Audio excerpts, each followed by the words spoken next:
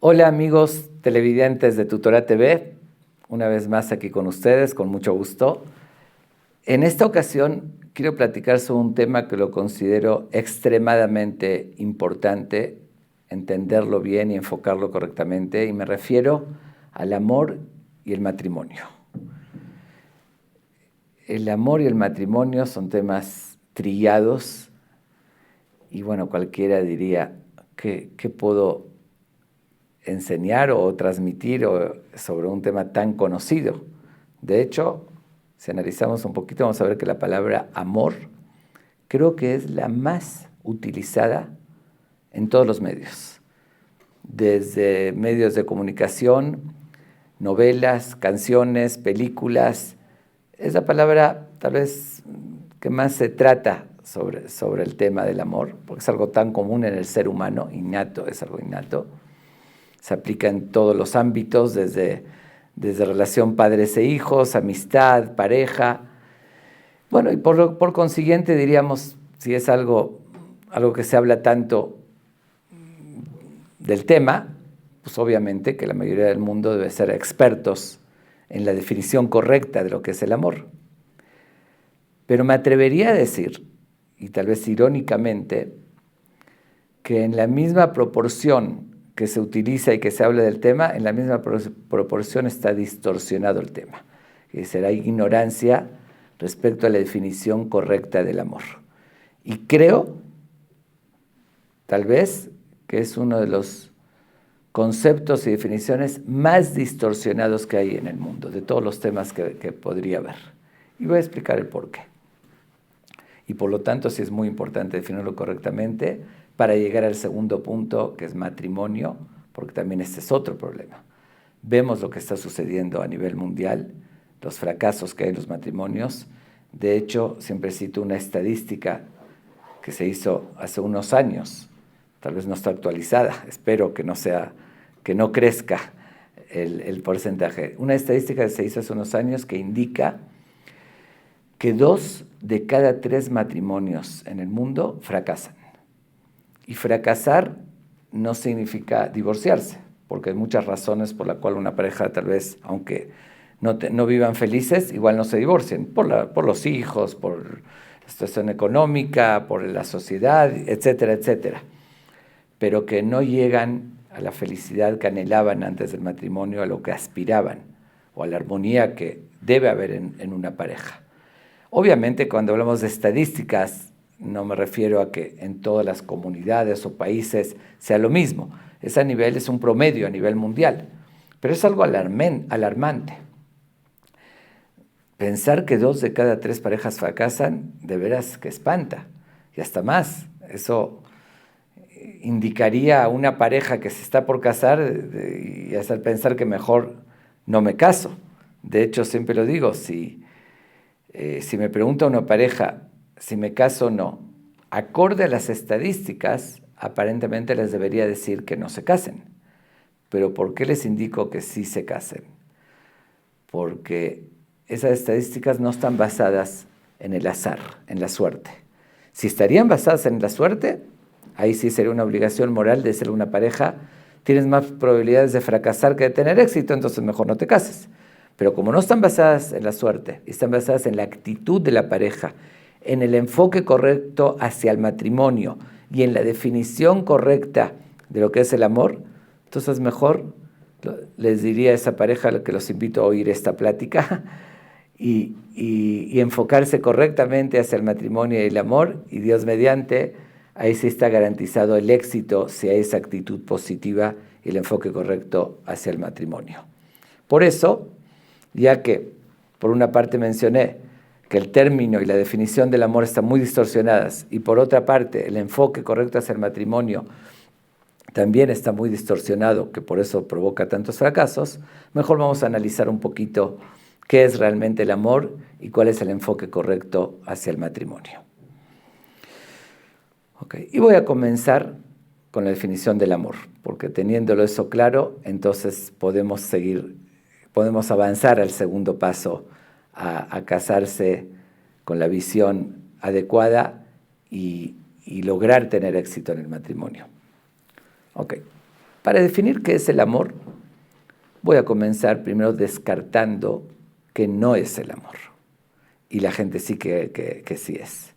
Y voy a utilizar un ejemplo tal vez muy conocido, como uno de los grandes maestros, filósofos, rabinos contemporáneos, famoso Rav Dessler, lo utiliza en sus libros, y que dice lo siguiente: llega una persona a un restaurante, pide una orden de salmón, vamos a suponer un pescado asado, y bueno, lo está comiendo, termina y pide por segunda vez lo mismo pescado.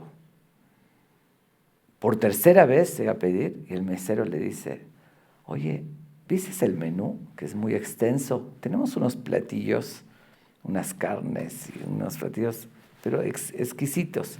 ¿Por qué solamente pides pescado? Varía un poquito, ya pediste 3 veces, pide otra cosa. A lo que responde esta persona: es que yo amo al pescado. Y se le queda viendo el mesero: ¿tú amas al pescado? Te acabo de observar que que lo tenías en el plato, agarraste el cuchillo y el tenedor, lo cortaste, lo trituraste, te lo metiste en la boca, lo masticaste, lo digeriste, ¿y a eso lo llamas amor? Si amarías al pescado, lo pones en una pecera, lo proteges, lo cuidas, le das de comer, eso sería amar al pescado. Obviamente todos entendemos que no cabe esa expresión y decir amo al pescado, aunque la gente lo utiliza, como decir también amo al chocolate, amo al pastel de fresas o cualquier otra cosa que a uno le guste. No es amar ni al chocolate, ni al pescado, ni ninguna otra cosa. Obviamente que es amarse a sí mismo. Y es un medio que me da placer, y cualquier medio que me pueda dar satisfacción o placer, lo voy a amar, no porque ame a esa cosa, sino porque me amo a mí mismo, y todo lo que me llene, voy a decir que lo quiero. Entonces tenemos que comenzar, pero lamentablemente sí existe esa expresión, y se aplica también, no solamente al pescado, al chocolate o cualquier otra cosa sabrosa, hay veces a otra persona.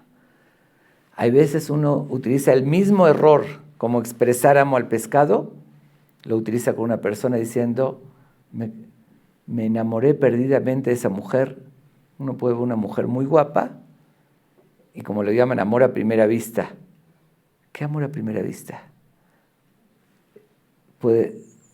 ¿Cabe que ames a esa mujer, que te quedaste perdidamente enamorado si no conoces su esencia, su naturaleza, no la trataste? ¿Cómo la puedes creer a ella? Padres a hijos, los ven nacer, y sí, los llegan a amar, vieron todo su desarrollo, son parte de ellos, pero ¿cómo te enamoraste de ella si ni la conoces? Bueno, me atrae su belleza, es un medio, un conducto que me va a dar placer, satisfacción, entonces defínelo correctamente. Es amor propio. Y amo o quiero lo que me puede dar placer, como el chocolate también. Perdón la comparación, no es que estoy comparando a la mujer con el chocolate, pero esa visión sí es absolutamente comparable, y no nos equivoquemos en la expresión y en llamar a eso amor cuando tiene que ver con amor propio. Por eso no existe, amor a primera vista no existe, atracción sí, o puede haber alguna vibra o que siento algo que me une, es otra cosa, pero definirlo correctamente. Pero sí, la verdad, no quiero exagerar, sí existe el amor a primera vista. Sí existe un solo tipo de amor a primera vista. ¿Y saben cuál es? Es la primera vez que uno se ve al espejo. Ahí sí es indiscutiblemente, innegablemente amor a primera vista, porque nacemos con ese amor propio, con el ego, y el amor a primera vista sería a uno mismo. Pero amar a otra persona a primera vista, eso solamente sucede en Hollywood, en todas esas, fantasías que también a veces hacen mucho daño, porque uno de los problemas que hay hoy en día en muchas parejas, que de tanto ver películas y tomar el modelo de amor que se describe, pero se nos olvida que son actores y actrices, y uno quisiera o cree que se puede aplicar en la vida real el mismo modelo, y lo pretende, y entonces se decepciona, y por eso también afecta muchísimo y causa muchos conflictos eso en la pareja. Pero ese amor a primera vista que se describe en Hollywood no tiene nada que ver con la realidad, y es la distorsión absoluta del verdadero concepto del amor. Digo, sí se vale decir, me atrae, pero defínelo correctamente. Se dice, me gusta para que me dé placer, mi satisfacción, eso no tiene nada que ver con amor. ¿Qué sucede? Basados en este primer enfoque erróneo y distorsión de lo que es amor, como la gente a veces hasta se casa con ese enfoque erróneo del amor. ¿Y qué sucede? Que al casarse y de repente uno pretendía recibir nada más placer que el otro le dé, y de repente uno descubre que hay que sacrificar y dar, entonces obviamente que va a fracasar el amor. Yo siempre cuento un chiste que lamentablemente no es chiste. Digo, con mucha pena y dolor, que lo vemos en la vida real. ¿Cuál sería? Que la joven le pregunta a su novio, oye, ¿de verdad me quieres? Le dice, seguro que sí. ¿Me adoras intensamente? ¿Me amas con todo mi corazón? Le dice, ¿te vas a casar conmigo? Le dice, no cambies de tema. ¿Por qué digo de que lamentablemente no es chiste? Porque vemos y observamos cuántas parejas, incluso algunas que años de noviazgo y todo maravilloso. Vemos un romance, parece un Romeo y Julieta personificándolos, todo color de rosas, perfecto. Y de repente se casan, a veces pasan unos meses y todos esos castillos en el aire se derrumban, toda esa ilusión se desvanece, todo eso, eso que pintaron, se ilusionaron de color de rosas, se acaba. ¿Qué pasó? Nos preguntamos. Tuvieron 5 años de novios, hay casos. ¿Cómo en unos meses se derrumbó todo lo que construyeron? Y la respuesta es muy sencilla, porque violaron la primera regla o aplicaron el primer error en la definición del amor. Estaban equivocados, se amaban a sí mismos de novios. Y ahí se prestaba esa definición errónea, porque cada uno recibía, disfrutaba del otro. ¿Qué hacían de novios? Pasaban tiempos juntos, iban al cine, iban al restaurante, a pasarla bien un rato. Uno disfrutaba del otro, entonces seguía creyendo que lo estaba amando al otro.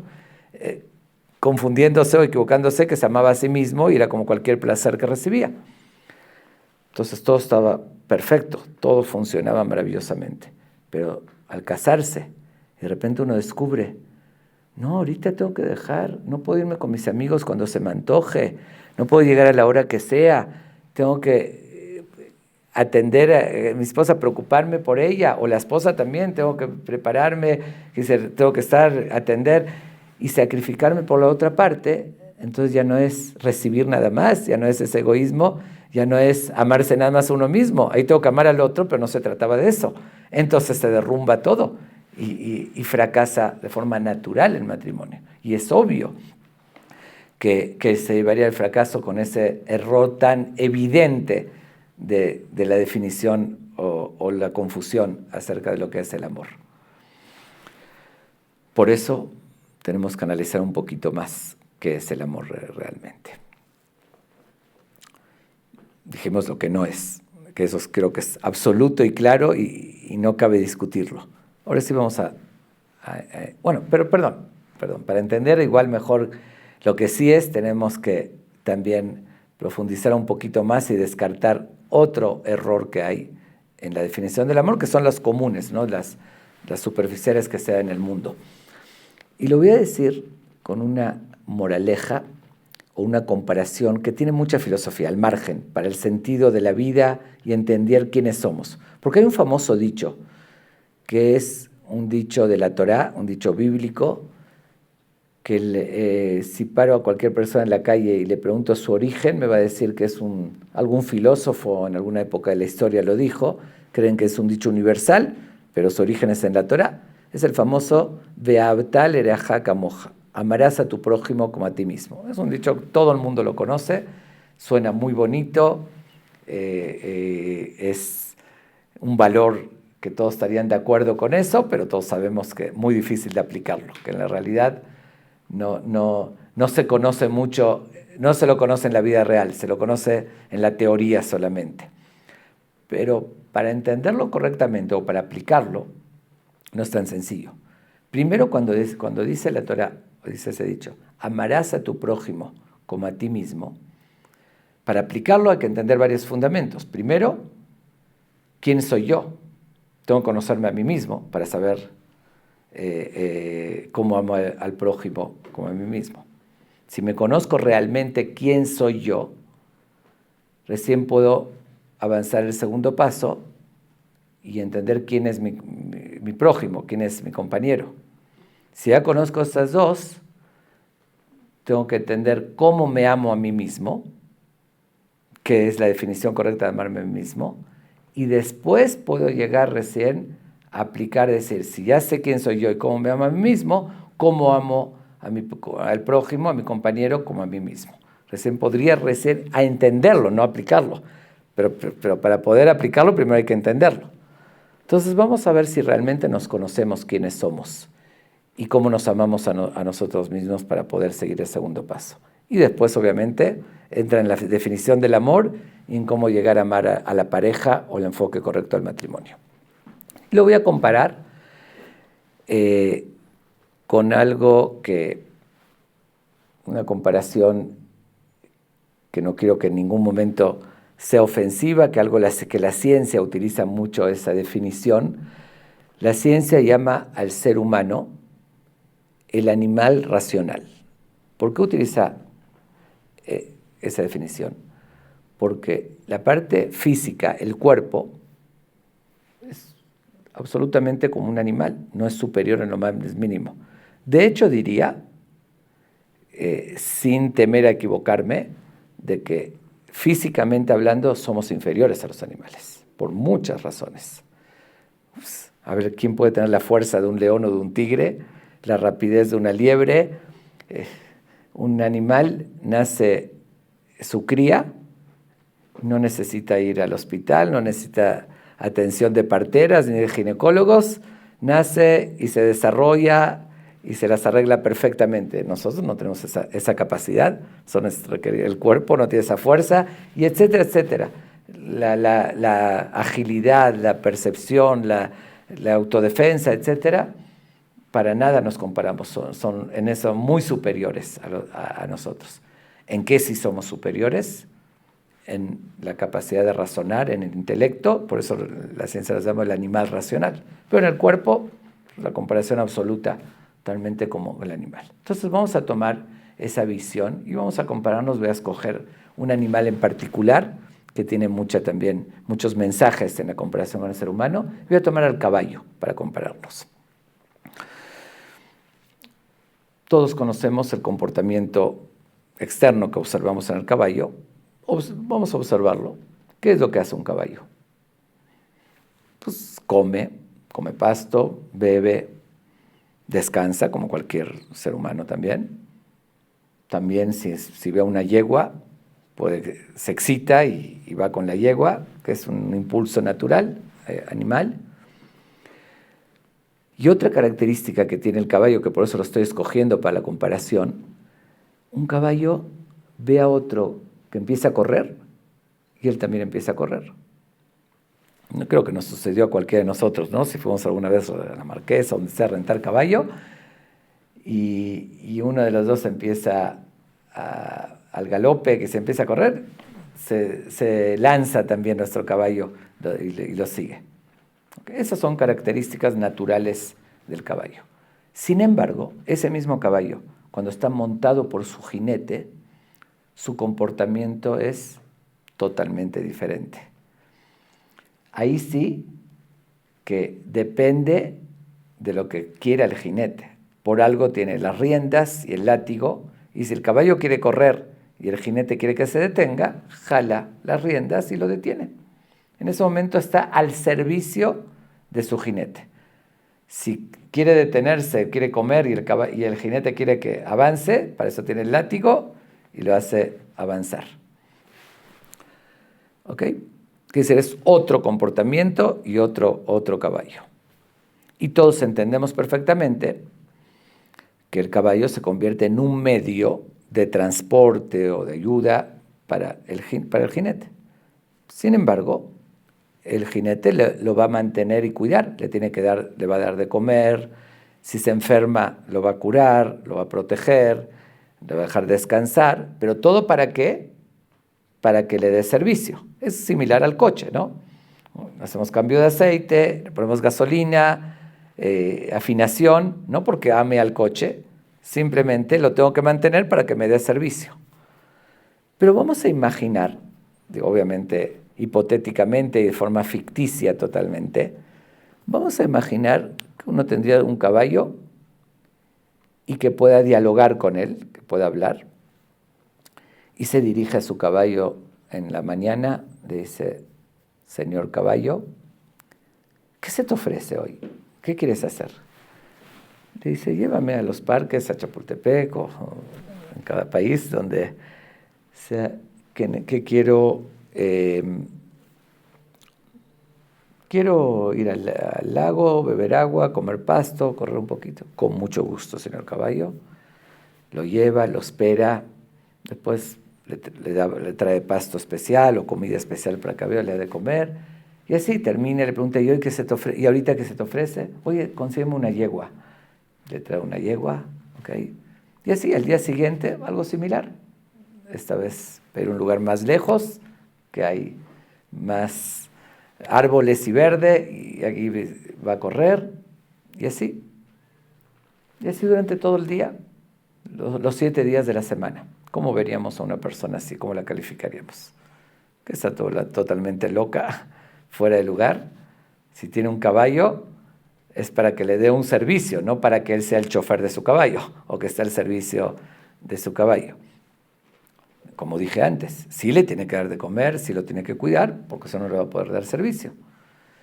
Bueno, no seamos tan crueles en la calificación a esta persona, no le llamemos tan ridícula o loca, porque veamos realmente ahora sí la moraleja y cómo actuamos nosotros. Yo creo que la comparación es muy evidente. Nosotros también somos un caballo que tenemos un jinete. Tenemos la mente, la razón, si quieren llamarlo el alma, que lleva las riendas, que es el jinete. Y tenemos el caballo, que es un medio que nos da un servicio. Con el caballo nos transportamos, con el caballo hacemos las cosas, pero ¿quiénes somos nosotros realmente? Nuestra esencia, somos el jinete. Y podemos caer en lo ridículo incluso, y lo voy a poner de la siguiente manera. Me encuentro con un amigo que no lo vi hace mucho tiempo, y empiezo a dialogar con él. ¿Qué haces? ¿A qué te dedicas? Cuéntame. Y me empieza a contar. Le digo: a ver, describe con lujo de detalles qué hiciste la última semana. Y efectivamente me empieza a describir. El domingo me levanté, salí con la familia, nos fuimos a Cuernavaca, pasamos el día, jugamos tenis, hicimos bla, bla, bla, etc. ¿Okay? El lunes también me levanté, fui a desayunar con unos amigos, me fui a trabajar y en la noche me fui a la disco, y el martes, bueno, algo similar, etcétera, etcétera. Y así me describe todos los días de la semana. Yo me quedo viendo y le digo: oye, te hice una pregunta y no me respondiste. ¿Cómo que no te respondí? Te describí con lujo de detalles. Dice: no, tú me describiste dónde llevaste a tu caballo todos los días. Te levantaste, ¿qué te pidió? El caballo te pidió: quiero desayunar, ¿ok? Le das de desayunar, y así sucesivamente. Quiero ir a Cuernavaca, a pasar, que es el cuerpo, ¿no? Que es sus deseos, y pasarla bien y trabajar para tener más medios, el cuerpo de vuelta para satisfacer lo que el caballo te pide, pero todo eso es ser chofer de tu caballo, esclavo de tus deseos y demás. ¿Qué hiciste tú en la semana que transcurrió? ¿Cuál sería la respuesta correcta? Si aprendió algo nuevo, eso no lo aprendió el caballo, lo aprende el jinete. Si ayudó a alguien, un caballo no se va a poner, no va a tener esos sentimientos y nobleza de ayudar a otro. Eso lo hace el jinete. Y como dije, tenemos que cuidar nuestro cuerpo, que no se enferme, nutrirlo, todo para que nos dé servicio, pero no podemos ser esclavos de nuestros deseos. Y por eso decía al principio, tenemos que empezar por conocernos. Primero tenemos que entender quiénes somos y definir y entender que somos un jinete, que eso somos, y tenemos un medio, tenemos un caballo, una vestimenta y tenemos un animal que nos sirve mucho, nos hace una función. Si entendemos quiénes somos, podemos seguir el segundo paso, cómo nos amamos a nosotros mismos. Queremos nuestro bien, nuestra superación, es superar, nutrir también nuestro jinete. También necesitamos el coche, necesitamos el caballo y lo vamos a cuidar, pero principalmente una superación de nuestra esencia. Eso es amarse a sí mismo.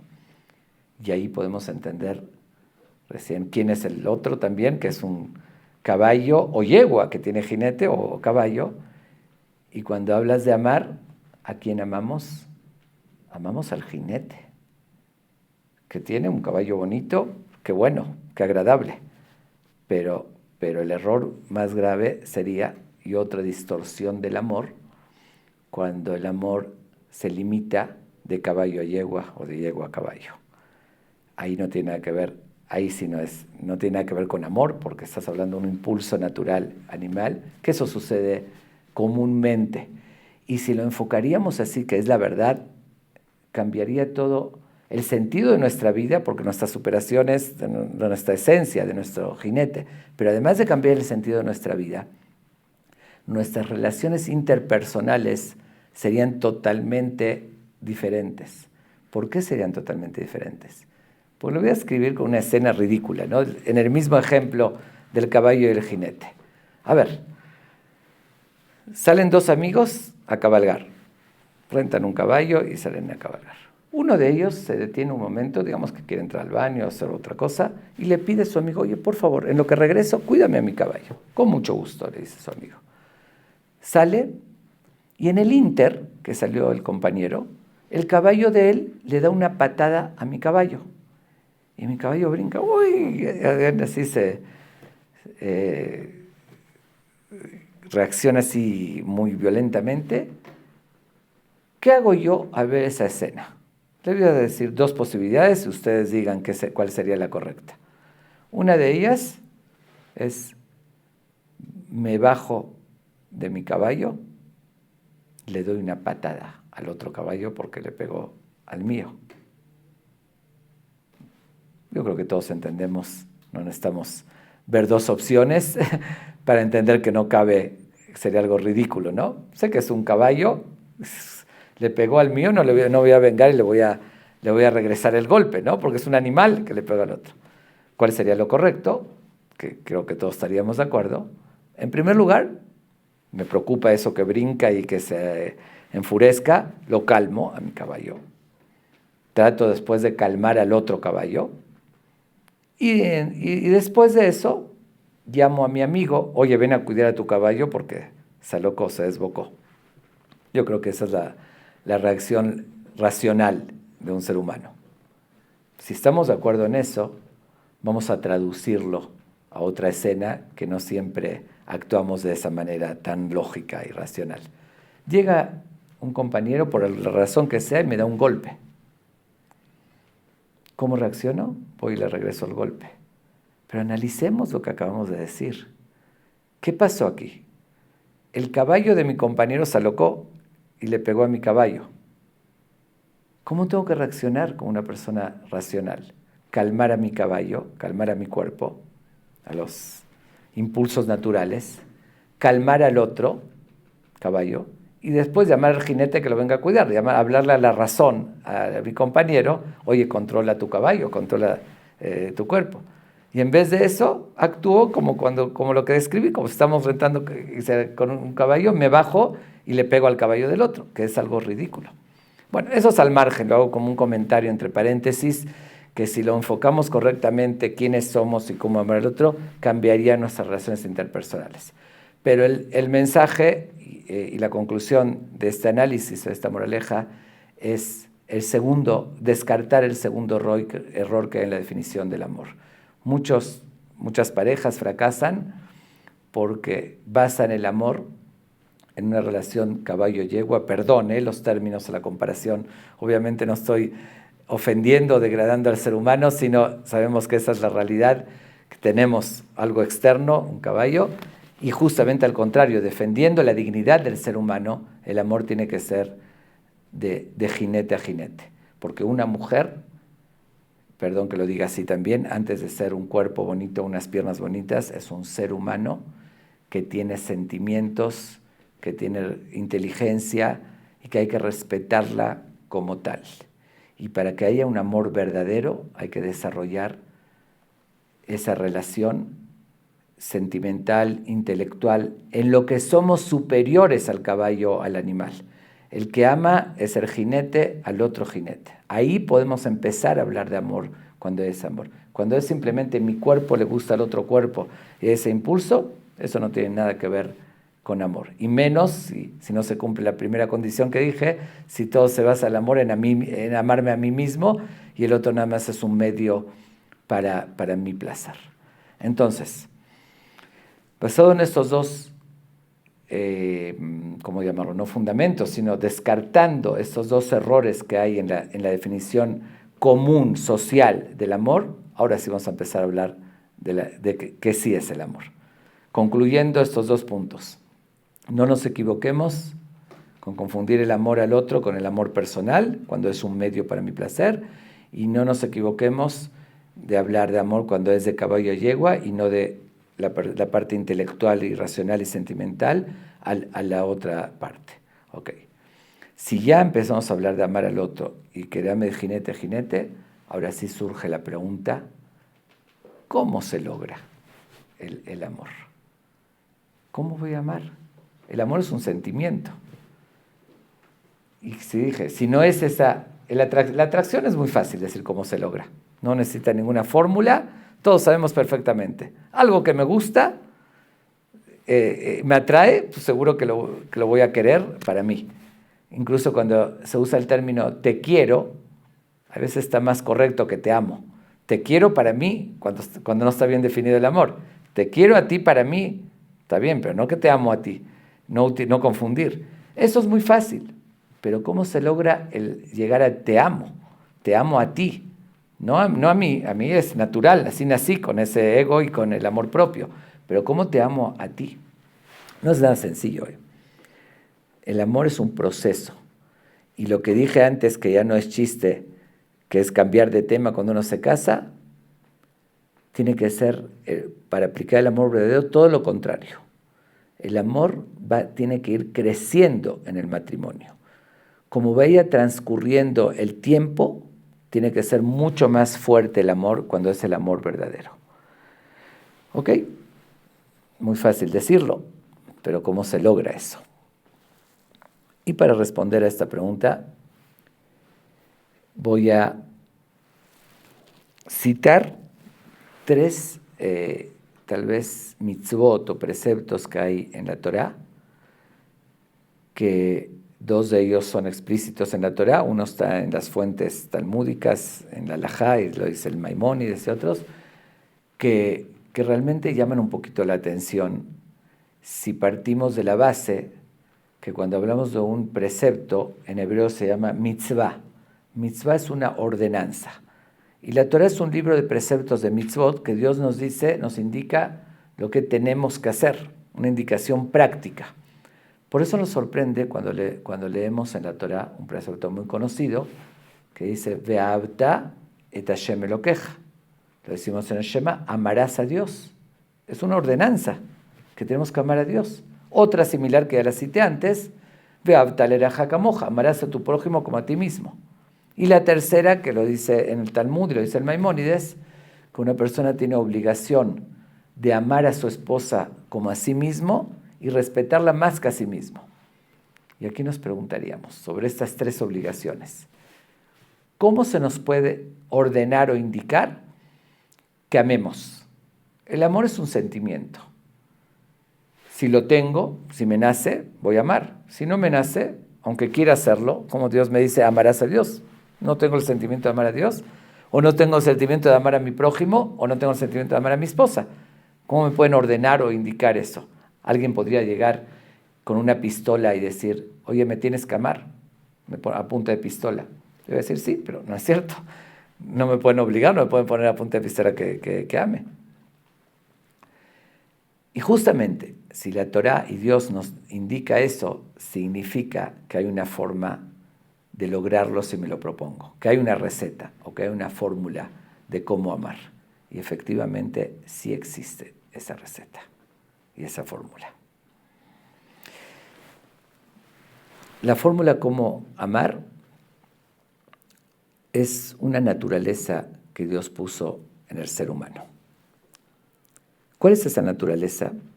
Como antes mencioné, nacemos con amor propio. Y eso es justamente un instinto también de supervivencia. Nos protegemos. Si no tendríamos amor propio, nos haríamos daño y uno tal vez no sobrevive. Pero eso, un bebé, desde que nace, tiene esa naturaleza. Y con un egoísmo también excesivo.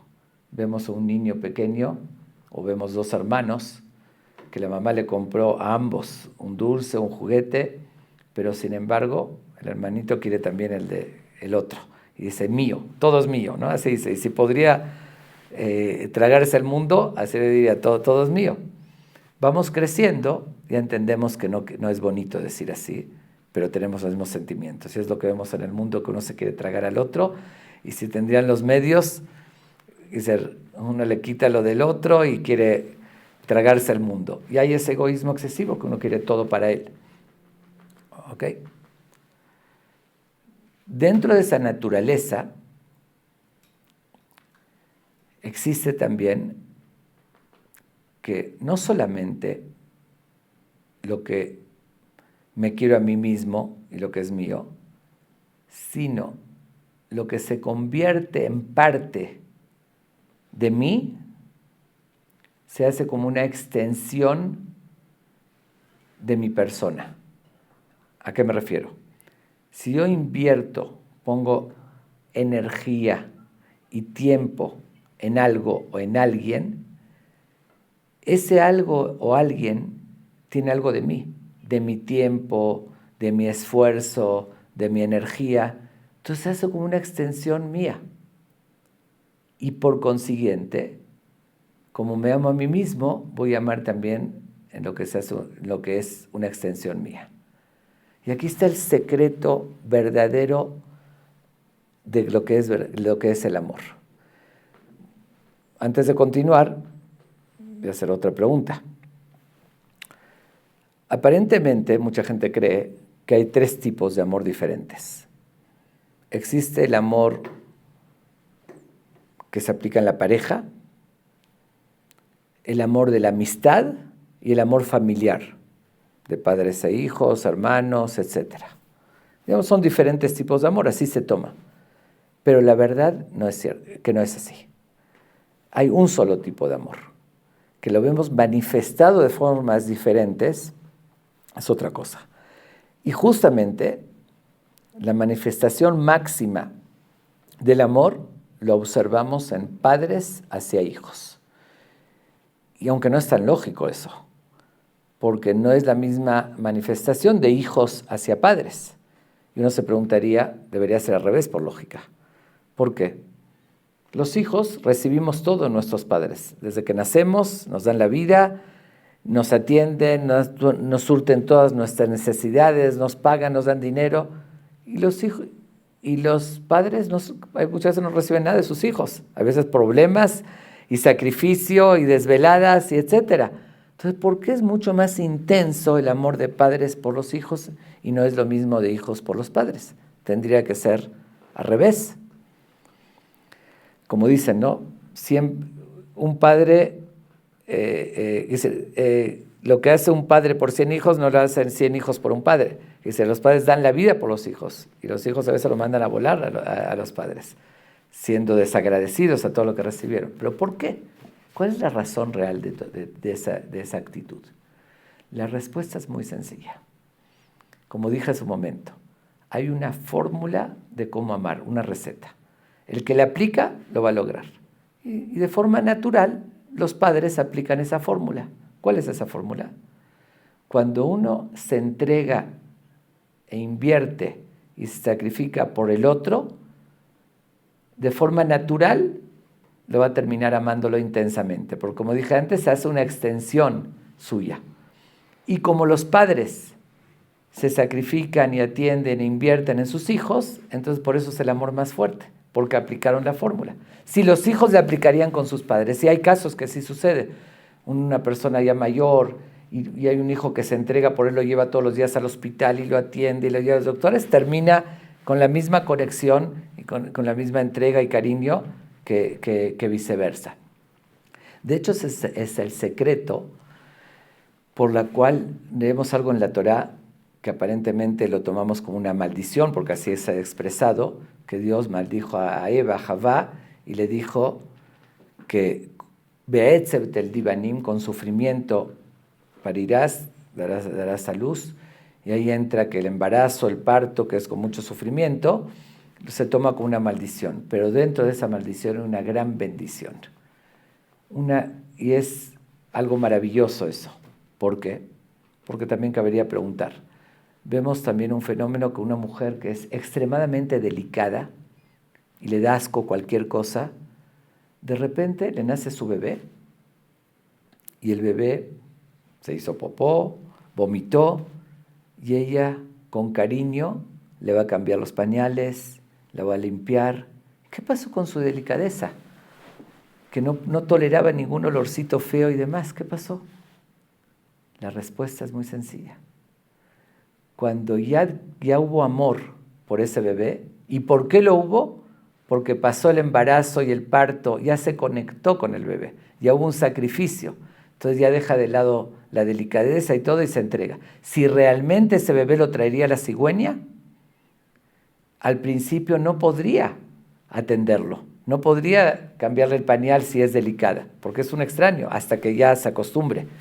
Justamente eso es el secreto para que se conecte la mamá con el bebé. Por eso tiene que pasar todo ese proceso de sacrificio, para que se aplique esa fórmula de entregarse, de poner su energía en eso, y ya con eso lo va a llegar a amar.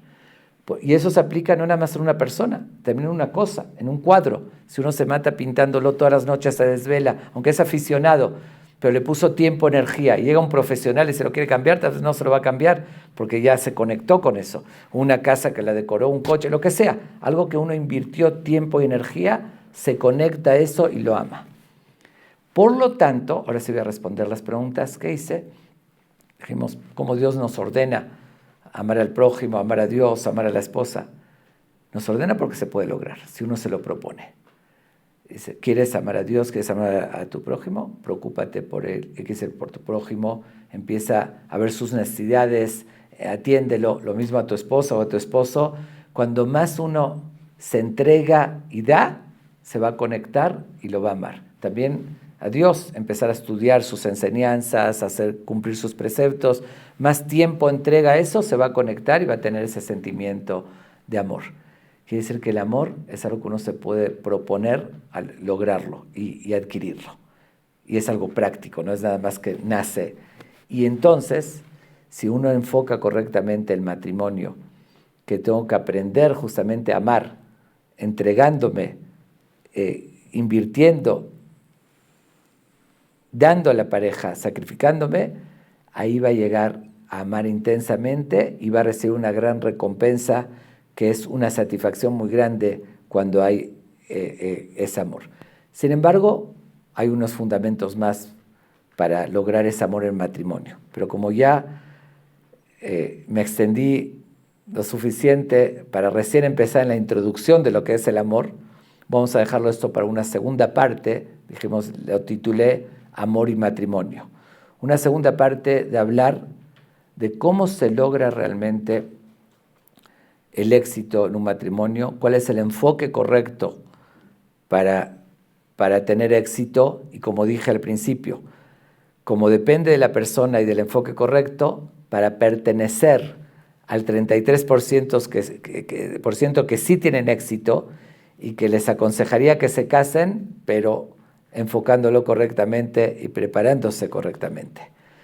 Por lo tanto, es muy importante la segunda parte, que en otra ocasión voy a continuar, para, en base a esta primera, a la definición correcta de lo que es el amor, que no terminamos de analizarlo y definirlo, es una introducción, por lo menos descartar lo que no es, entonces podemos tomarlo como base para ver cómo nos preparamos y cómo nos enfocamos para tener un matrimonio exitoso, que todos anhelamos a eso y que es algo también fundamental en la religión, en la Torá, que sabemos la importancia que tiene el Shalom Bayit, la armonía en el hogar, que Dios está con la pareja cuando hay armonía, la santidad del hogar, pero para eso no es tan sencillo.